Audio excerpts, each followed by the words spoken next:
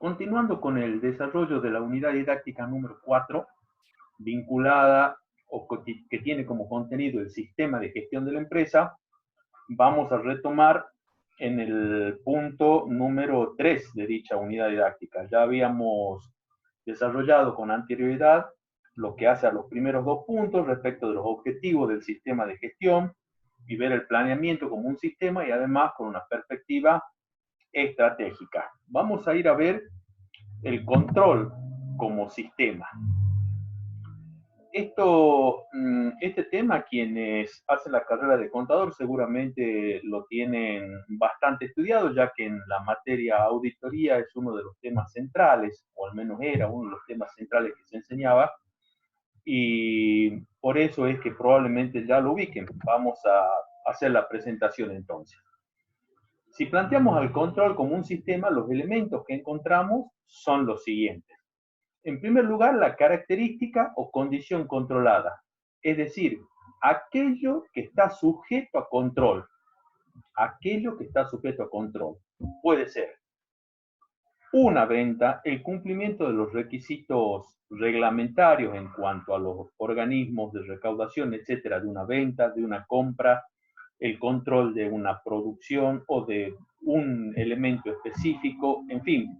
En una empresa hay infinidad de ítems y de temas que pueden controlarse. Temas vinculados al personal en general, al capital humano de que dispone una organización, etcétera. Lo que puede ser objeto de control en una empresa es amplísimo. Es una lista prácticamente interminable de las cosas que pueden llegar a ser controladas. Aquello que debe ser controlado se sabrá si está bien realizado o no está bien realizado si se compara contra un sensor. Un sensor que es la norma o estándar de control o base de control, como también se conoce. Entonces, si lo que se quiere controlar es el cumplimiento de los requisitos que establecen los organismos recaudatorios en una venta en particular, pues bien, nos reuniremos o habrá que cotejar la documentación emitida en una venta en particular contra o con los requisitos reglamentarios que estarán definidos en alguna norma en particular. Si se quiere controlar la calidad de un determinado producto elaborado, se controlará ese producto o ese conjunto de productos contra lo que eran las especificaciones. Si se quiere controlar o se desea controlar la asistencia de las personas en la empresa, habrá que verificar el elemento donde se registran, por ejemplo, las entradas para saber los horarios de entrada concretamente, y el sensor en ese caso será la norma interna de la empresa que establece cuáles son los horarios de entrada, etc. Es, como decíamos hace un momento, prácticamente interminable todo lo que puede ser controlado dentro de una organización o de una empresa particularmente. Aparece también como un elemento del sistema de control lo que se denomina el grupo de control. Es decir, aquella persona o grupos de personas, ¿verdad?, que son quienes realizan la comparación entre la característica o condición controlada, aquello que tiene que ser controlado, con el sensor. Básicamente, el grupo de control en el ámbito de las organizaciones se pretende que tenga una independencia respecto del sistema que se está controlando, de la característica controlada y del sensor. Por eso es que, y volviendo al tema de la carrera de contador, el dictamen del auditor, que se dice auditor independiente, es una persona ajena a la empresa y que hace un control, en términos generales, un tipo especial de control, que es la auditoría de los estados contables. Se entiende que ha de ser una persona con la independencia suficiente. Ahora, puede también controlarse en el aspecto interno de las empresas. Habrá que requerir un grado suficiente de independencia entre quien efectúa la tarea de control, entre el grupo de control, respecto del sistema que opera la característica o condición controlada. Y finalmente, y esto es importante, el último elemento del control considerado como un sistema, el grupo activante, que tiene como finalidad o tiene como propósito decidir respecto de si se lleva o no a cabo las propuestas que haga el grupo de control.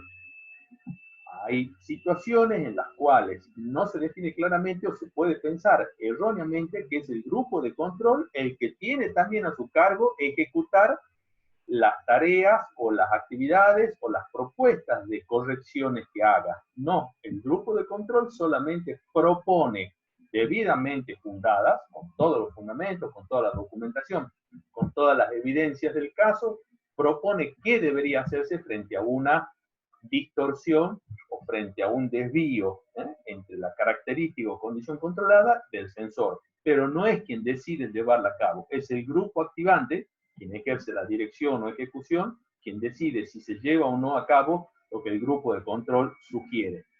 Y esto es una cuestión elemental porque si fuese el propio grupo de control quien decide si se hace o no se hacen las correcciones, en el próximo ciclo de control estaría controlándose a sí mismo, perdiendo de esa manera el criterio fundamental de cualquier tipo de control, que es una independencia, una relativamente alta independencia. Por supuesto que esto funciona bajo el criterio o concepto de sistemas interrelacionados permanentemente.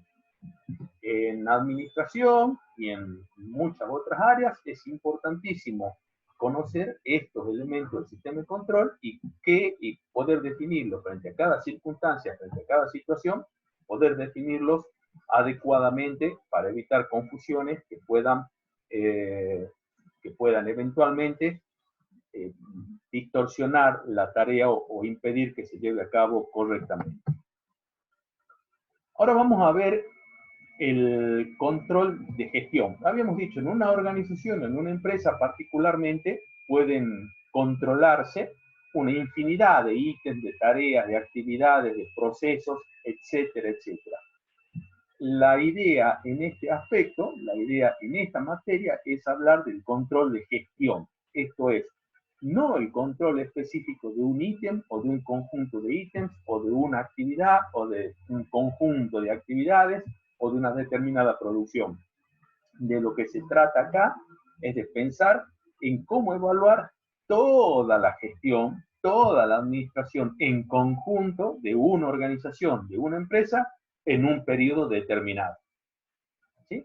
Si pensemos un momento en que si pueden presentarse circunstancias que dificulten el control en aspectos específicos, lo complejo que sin duda es pensar en controlar toda la gestión de una empresa en un tiempo determinado o durante un tiempo determinado. Bueno, la propuesta es la siguiente. Deben establecerse normas de control o estándares de desempeño, tal como habíamos visto que era uno de los elementos del control como un sistema. Esas normas de control o estándares de desempeño son las que están fijadas necesariamente en los planes que la empresa haya elaborado en su momento. Si no se cuenta con planes en los que se fijen objetivos, estrategias, políticas, resultados a obtener, etcétera, pues faltará el sensor para poder evaluar la gestión completa. Frente a ese sensor, las normas de control o estándares de desempeño, deberá realizarse la medición del desempeño real. Esto es, cuáles son los resultados, los objetivos efectivamente logrados, qué es lo que efectivamente se hizo durante un determinado tiempo en la gestión como una totalidad. Siguiendo con el proceso de control, de la comparación, habrá que realizar la comparación entonces entre lo realmente realizado, ejecutado, contra la base de control, contra el sensor. De allí se podrán identificar desvíos, ¿sí? Desviaciones respecto de lo planeado y lo realmente ejecutado. Luego, si ocurrieron esos desvíos, establecer y analizar las causas por las cuales se produjeron. Eso es una actividad propia del grupo de control, de quien realiza la comparación, de quién o quiénes realizan la comparación. Y muchas veces acá esta forma de redacción puede inducir a cierta confusión cuando dice tomar medidas correctivas, porque parecería dar la impresión que es el mismo grupo de control quien debe llevar adelante las medidas correctivas. Y no es así. En realidad, la actividad del grupo de control es brindar información suficientemente fundada, valga de nuevo esta acotación, suficientemente fundada con las evidencias del caso, brindar información para tomar las medidas correctivas. Y fijémonos que las flechas que salen de ese recuadro van en dos sentidos. Porque es probable que deba corregirse el desempeño real, ¿sí? Lo que se hizo, es muy probable que deba corregirse, reencaminarse lo que se está haciendo, pero también es probable que quizás deban reevaluarse y corregirse los planes.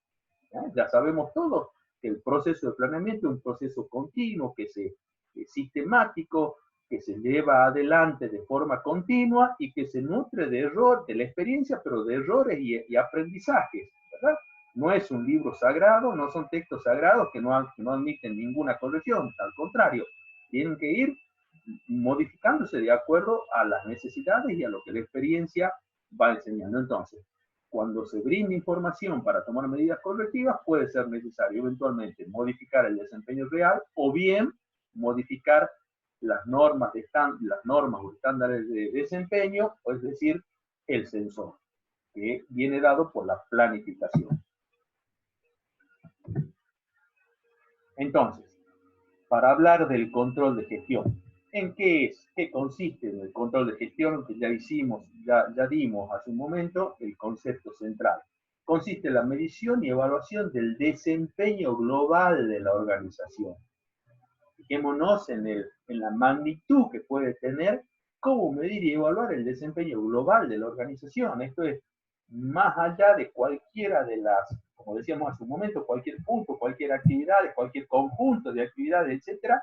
Acá es el desempeño global de la organización lo que pretende medirse. Con una finalidad, por supuesto, que se cumplan los planes elaborados, se alcancen los objetivos establecidos y, como el proceso de control hace un momento mostraba, recomendando las medidas correctivas para poder lograr esos objetivos.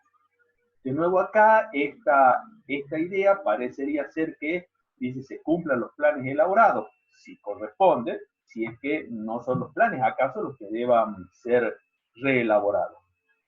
Y como también anticipamos, el control de gestión, al igual que la planificación estratégica, ¿verdad? Se trata de un esfuerzo sistemático, disciplinado. Hasta donde uno conoce, nadie nace sabiendo control de gestión o nadie tiene una inspiración que de repente le enseñe, de hecho, cómo hacer, cómo realizar estas tareas. Son tareas, es una actividad que se aprende realizándola y como se encuentra dicho acá en la diapositiva, requiere un esfuerzo sistemático y disciplinado para, bueno, conocer y optimizar los planes, las actividades y los resultados de la empresa en cuestión. Se materializa a través, por supuesto, hay un conjunto de técnicas que se emplean para la medición y evaluación de esos objetivos y de esas actividades. Entonces, resumiendo o intentando resumir lo dicho, el sistema de control de gestión puede ser concebido como una herramienta, un instrumento que va a permitir verificar cómo está funcionando la organización, tratando de alcanzar los objetivos oportunamente definidos en los plazos previstos, con economía de medios y manteniendo motivado al grupo humano. De manera simétrica a la sencillez que tiene este enunciado y que no lleva más que unos segundos leerlo, es la inmensa dificultad que cualquiera puede advertir que en la vida real conlleva lograr estos objetivos, lograr estos propósitos, lograr los objetivos en los plazos oportunos, con economía de medio y manteniendo motivado al grupo humano. Bueno, de manera opuesta es la complejidad que en los hechos resulta necesario para poder concretar esos propósitos. Y tal como ya se mencionó, el control de gestión no es factible, no es posible hablar de control de gestión si no existen planes en los cuales estén expresamente formulados los objetivos, las estrategias, las políticas, los resultados, etcétera, todo lo que corresponde que un bien definido plan contenga. En esto de la administración estratégica y del control también como un sistema, desde hace algunos años ha tomado cierta relevancia lo que se denomina o se conoce como el cuadro de mando integral. Balance Scorecard por su denominación en inglés, que por allí aparece con la sigla. Podría parecer a primera vista que se pudiese tratar de una herramienta aplicable a solo uno de las funciones, de las etapas de la administración, ya sea al planeamiento o al control en este caso, o a la dirección o mando. Pero en realidad, el Balance Scorecard, como nos dice la diapositiva, es un sistema de administración, es decir, es amplio, no se reduce únicamente a buscar una herramienta de control o de gestión o de planificación solamente, sirve para todas las actividades que involucra la administración o gestión de una empresa. Y comienza diciendo que va más allá de la perspectiva estrictamente financiera con la que los gestores, los gerentes o administradores, acostumbran a evaluar la marcha de una empresa. Pongamos por caso, es tradicional que lo que está pretendiendo decir el enunciado es tradicional, que quienes toman las decisiones basen en gran medida esa toma de decisiones en lo que dicen, por ejemplo, solo los estados contables, que son imprescindibles, de hecho, el estado de situación patrimonial, el estado de resultados, el estado de flujo de fondos, el estado de evolución del patrimonio neto, ¿verdad? Pero debemos pensar en que esos estados contables son en realidad el resultado de ciertas causas por las cuales se llega a esos resultados. Y que además, por la propia naturaleza de la contabilidad, recogen solo un tipo particular de información, aquella cuantificable, medible, verificable, etcétera. Es decir, todo lo que hace al sistema contable de la organización. Y hay una gran cantidad de aspectos que no pasan por el sistema contable, pero que luego, sin lugar a duda, influyen en la conformación de esos estados contables. Por lo tanto, el Balance Scorecard o cuadro de mando integral intenta actuar sobre esas causas para luego modificar, ya sea si son positivos, si son buenos los estados contables, potenciarlos, y si no son lo suficientemente buenos, mejorarlos, pero actuando sobre las causas por las cuales se llega a determinadas situaciones financieras. De allí que se suele decir que el cuadro de mando integral, para elaborarlo, bajo las ideas que ya vimos, actuar sobre las causas que generan los resultados financieros, se recurre a todo tipo de indicadores, desde lo más sencillo hasta lo más complejo. Considera qué es lo que viene sucediendo con la empresa, como también considera qué es lo que puede suceder con la organización o con la empresa.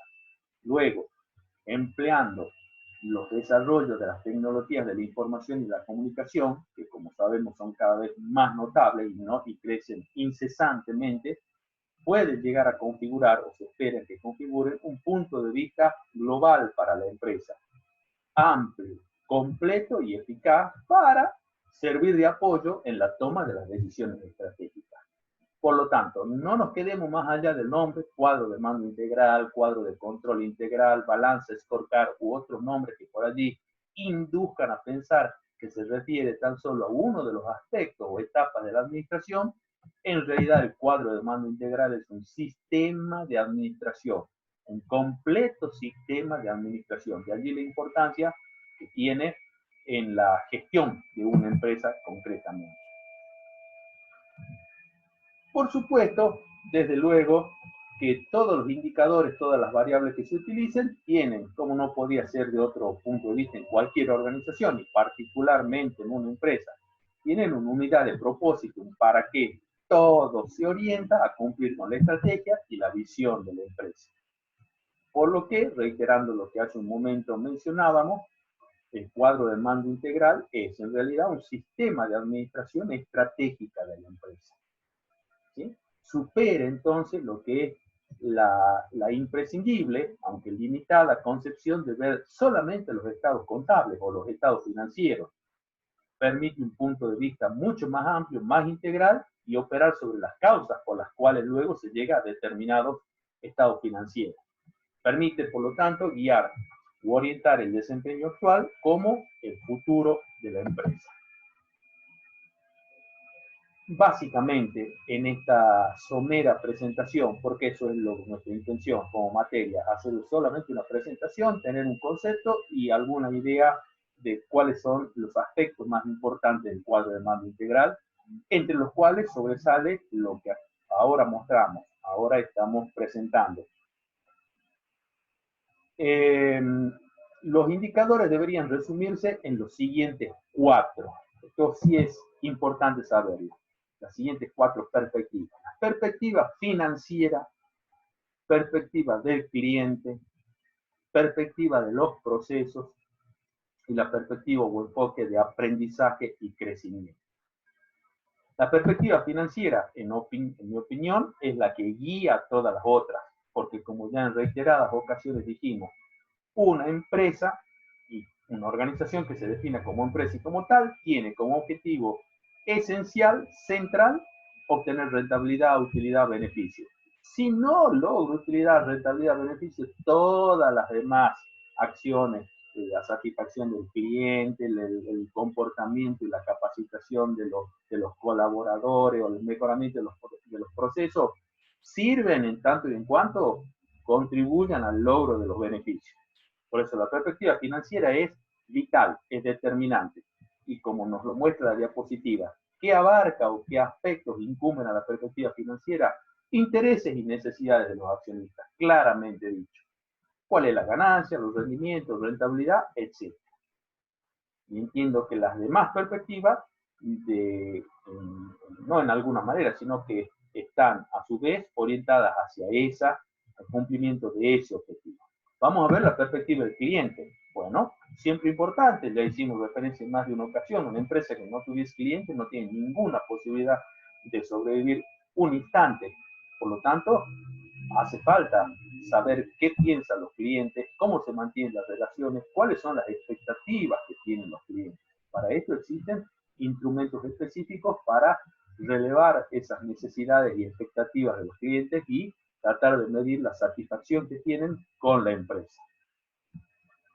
Si nosotros, cada uno de nosotros individualmente, nos ponemos a ver a través de esta mini computadora que usamos, que son lo que denominamos celulares, permanentemente nos están llegando ofertas, promociones, visiones, en fin, una cantidad de cosas de un sinnúmero de empresas que tratan justamente de involucrarnos o tratan de llamarnos la atención en carácter ya sea de clientes reales o clientes potenciales de ellas.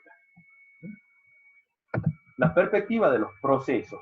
Acá ya entramos en los aspectos internos de la organización, que es prestar atención detenidamente cuál es el corazón de la empresa, cuáles son los procesos, cuáles son los productos o servicios que presta o que vende y en los cuales debe ser excelente o buscar la excelencia de acuerdo a la calidad necesaria en cada caso. De forma tal que, como menciona, está dicho acá en la diapositiva, se puedan satisfacer todas las otras perspectivas. Y la perspectiva de aprendizaje y crecimiento. Esto tiene que ver con el factor humano dentro de la empresa, dentro de la organización. De qué manera gestionar o administrar lo que ahora se denomina capital humano, colaboradores, etc. La gestación o gestión de un clima y cultura organizacional satisfactorio, y que en gran medida lo vamos a ver en otro video seguramente, reflejado en los principios de gestión de la calidad, la motivación de las personas. Porque finalmente, más allá de todo lo sistematizado, todo lo que sea virtualizado, todo lo que sean sistemas de gestión, sistemas, etcétera, computacionales, somos las personas las que damos vida a las organizaciones. Y si las personas no respondemos de acuerdo a las expectativas o en las situaciones que cada caso se demande, también pueden comprometer las restantes perspectivas. De manera que el cuadro de mando integral, como vemos, nos permite evaluar la gestión y formular unos planes, evaluar qué es lo que se hizo mucho más amplio que simplemente o que el que brindan solo los estados contables.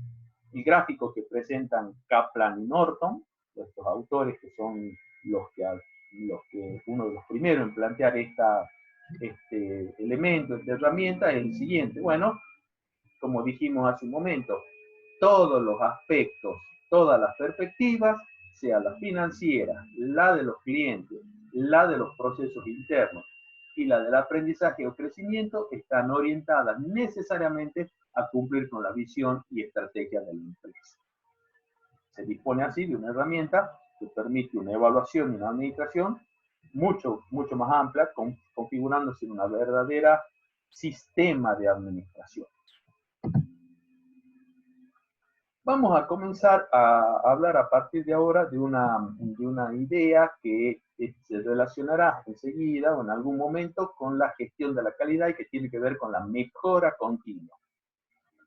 En la administración, desde hace algunos años, ya se habla de esta idea de mejora continua y se la conceptualiza como en que todas las personas que se desempeñan en una organización estén mentalizadas de manera de efectuar una búsqueda y realización permanente de mejora en todos los procesos que se realizan o se llevan a cabo en la organización, concretamente en una empresa.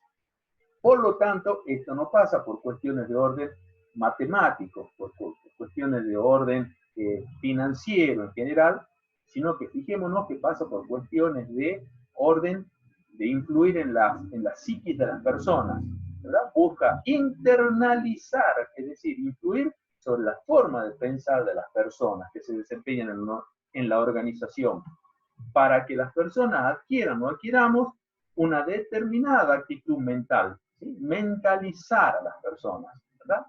Para que se traduzca todo eso, esa forma de pensar, esa forma de actuar, en una observación y búsqueda de mejoras en tareas y procesos. Fijémonos, dicho sea de una manera quizás colateral, que no se busca el mejoramiento de las personas, se busca el mejoramiento de la organización y como objetivo final, la rentabilidad, ¿verdad? Tengamos eso allí en el margen como una forma también de evaluar este tipo de propuestas. Y por supuesto que es bastante difícil que se encuentre un texto que hable directamente del mejoramiento de rentabilidad o de ganancias, sino que lo que se busca acá es la satisfacción o superar y llegar a la excelencia en el nivel de satisfacción de las necesidades y expectativas de los clientes. Cualquiera que lo piense un momento, enseguida advierte que mejorando el nivel de satisfacción de necesidades y expectativas de clientes, teniendo más clientes, se mejorarán de hecho las ganancias, la rentabilidad, etc. Pero son formas diplomáticas de mencionar ciertos aspectos, eufemísticos.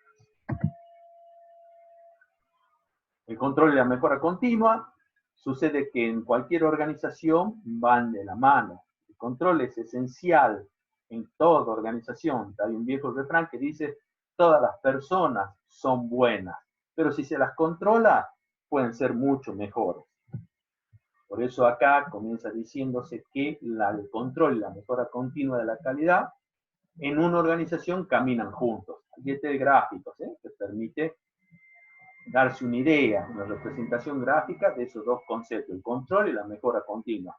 Y una frase de un autor que es clave en los temas de calidad, el autor Ishikawa, que dice, menciona esta frase: cuando tratamos de ejercer el control, la mejora ocurre de forma lógica. Cuando tratamos de efectuar la mejora, comprendemos de forma lógica la importancia del control. Es decir, un muy atinado, muy acertado juego de palabras que nos permite relacionar de manera correcta, lógica, muy pertinente, la relación que existe en una empresa entre las actividades de control y la mejora continua. Vamos a ver gestión de la calidad. Lo primero que podríamos preguntarnos es, bueno, pero ¿qué es calidad? Es decir, un concepto esencialista, ¿verdad? ¿De qué se trata la calidad? ¿De qué hablamos cuando hablamos de calidad? Como en todas las otras ocasiones en las cuales fuese necesario, recurrimos al diccionario, un elemento, una herramienta de la cual tenemos que estar acompañados permanentemente a la hora de estudiar o de desarrollar cualquier tema con perspectiva de universitario, por supuesto. El diccionario nos da, entre otras, estas ideas o estas acepciones. Dice, propiedad o conjunto de propiedades inherentes a algo. Inherentes quiere decir que resultan propias, que surgen de ese algo y que permiten juzgar su valor. Por ejemplo, esta tele es de buena calidad. También nos dice adecuación de un producto o servicio a las características especificadas. ¿Qué más nos dice el diccionario? Estado de una persona, naturaleza, edad, demás circunstancias y condiciones que se requieren para un cargo o dignidad. Cuando se dice, para tener la calidad de juez, hace falta tales y cuales requisitos. Calidad de vida, de lo cual muy probablemente escuchamos hablar en más de una oportunidad. Claro que es calidad de vida, bueno, conjunto de condiciones que contribuyen a hacer agradable y valiosa la vida. También se habla de calidad cuando se habla de la importancia de la gravedad real. Son algunas de las acepciones que el diccionario nos muestra, pero que pueden brindar un adecuado punto de partida.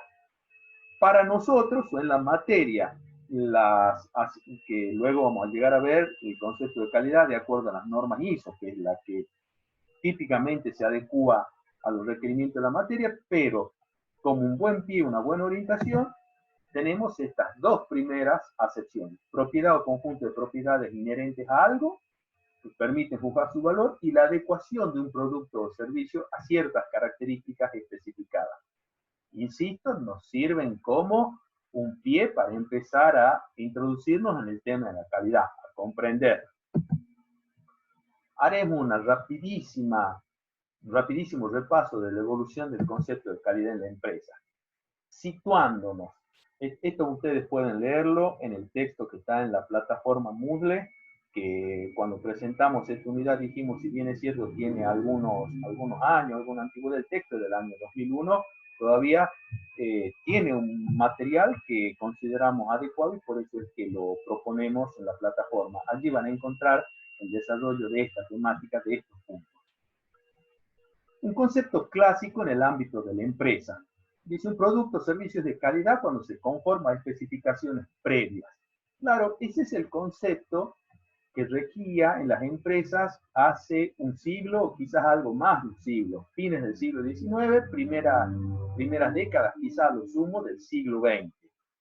Ese era el concepto que regía en las empresas. Se definía en el sistema interno de la empresa, en el sistema de producción, qué debía producirse y de esa manera se producía. Listo. Lo que los diseñadores o quienes pensaban en la empresa decidían, eso es lo que se hacía. Luego, aunque no parezca, esos bienes o servicios definidos de esa manera, resulta ser que no duraban o no tenían las prestaciones requeridas durante el tiempo que se estimaba como necesario. Entonces, alrededor de la década de 1950 surge la teoría de la fiabilidad. En esto hay que tener en cuenta el desarrollo, digamos, de lo que es el conjunto de las empresas en todo el mundo, ¿verdad? Va siguiendo una evolución junto con lo que sucede con los grandes acontecimientos mundiales. Esto se genera alrededor de la década de 1950, donde entonces surge la teoría de la fiabilidad que dice, bueno, el producto se podrá adecuar a lo que el sistema de producción de la empresa diga, pero también tendría que tener la duración o una duración por un tiempo que sea también el adecuado.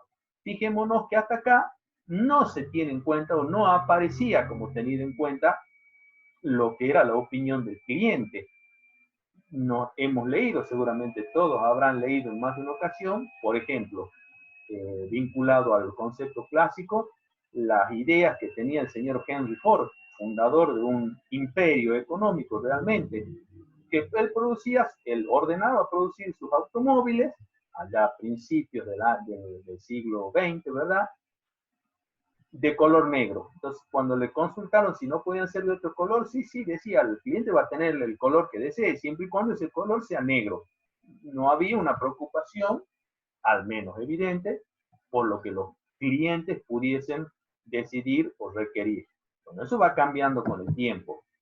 Y ya nos adecuamos o ya nos acercamos a épocas más cercanas. Podríamos situarnos ya en la década del 60 o 70, donde estos autores de la calidad, mencionamos hace un momento Ishikawa, Juran es otro de esos autores conocidos, donde ya por la misma evolución de las situaciones empresariales, sociales, económicas, políticas en todo el mundo, los clientes empiezan ya a requerir ciertas condiciones, ciertas características de los bienes y de los servicios. Entonces, este autor dice, además de cumplir las especificaciones y de ser fiable, tiene que coincidir con las prestaciones que requieran los consumidores. Y más cercano en el tiempo ya se llega al concepto de la calidad total, es decir, el bien que se produce y se vende o el servicio que se presta ya no depende únicamente del sistema de producción de una empresa, sino que tiene que considerarse a la empresa en su totalidad, donde el eslabón más débil es allí que tiene que ser reforzado para poder llegar a esa idea de la calidad continua, de la calidad y de la mejora continua de la calidad. Esto es lo que, como les decía hace un momento, van a encontrar bastante más detallado en el texto de la unidad número 4.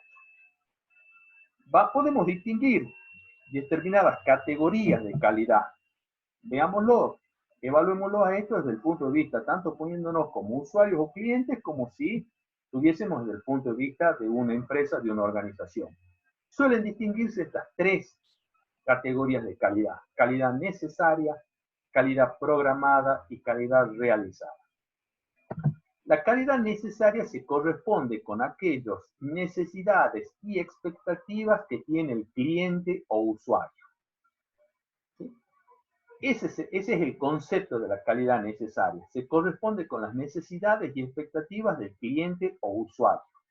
El cliente requerirá que los bienes tengan ciertas características, ciertas propiedades, que sean provistos en determinado tiempo, que los servicios sean de tales o cuales maneras, etc. Eso sería, o eso es, la calidad necesaria, definida entonces por el cliente o usuario. De allí pasamos a la calidad programada, que ya corresponde a lo que la empresa planea brindar. Damos por supuesto que la empresa evalúa cuáles son las necesidades y expectativas del cliente o usuario y de acuerdo a eso programa determinadas características de calidad. Esa sería la calidad programada. Fijémonos que mientras la calidad necesaria corresponde al ámbito del usuario, la calidad programada corresponde ya al ámbito de la empresa. Y, si bien es cierto, sería deseable que coincidan, todos nos damos cuenta por nuestra vivencia como simples usuarios, como simples consumidores, que eso no necesariamente siempre resulta de tal manera. A su vez, la empresa programa o planea determinadas características de calidad, pero luego lo que realmente se realiza o lo que realmente presta como un servicio, un bien al cliente usuario, es lo que se denomina calidad realizada y que también sabemos no necesariamente coincide con la calidad programada. Puede haber distorsiones que se planeen determinadas prestaciones, determinadas condiciones y características, pero que lo que realmente llega luego al servicio del cliente o el producto que llega hacia el cliente no sea exactamente lo que se programó, y a su vez lo que se programó puede no ser necesariamente lo que el cliente tenía como necesidad y expectativa. Por lo tanto, se dice que la situación óptima sería aquella en la cual esos tres círculos coincidieran, que la calidad necesaria coincidiese con la calidad programada, que la calidad programada coincidiese con la calidad realizada y todas dieran como resultado la calidad percibida, que vuelve, entonces, la calidad percibida vuelve al ámbito del cliente o usuario. Fijémonos, este gráfico a continuación va a permitir darnos cuenta de cómo evoluciona, de cómo podemos ver la dinámica. El cliente o usuario determina o requiere necesidad, es decir, la satisfacción de ciertas necesidades y expectativas. Sería ello la calidad necesaria. Luego, supuestamente a partir de esa calidad necesaria, la empresa o la institución que presta el servicio, provee el bien, define determinada calidad, que es la programada. Ya vemos que no es lo mismo, que puede haber alguna diferencia entre una y otra. La misma empresa que programa determinado bien o servicio con cierta calidad, no necesariamente luego produce el bien o el servicio coincidente exactamente con lo que programó. Y eso es la calidad realizada. Ojalá coincida, o ojalá coincidiese, ¿verdad? No necesariamente coincide. Y la calidad realizada luego vuelve a la calidad percibida en el ámbito del cliente usuario de nuevo, que nosotros, puesto como usuario, pensémoslo, tenemos ciertas expectativas, necesidades en la calidad necesaria, y lo que finalmente percibimos, lo que finalmente tenemos en consideración es la calidad percibida, para lo cual ha debido recorrer este camino. Si coinciden todas, bueno, fantástico. Es la mejor situación, habrá un cliente satisfecho y seguramente fidelizado con la empresa. Si deja de coincidir, bueno, podría estar siendo necesario revisar los sistemas vinculados a la calidad.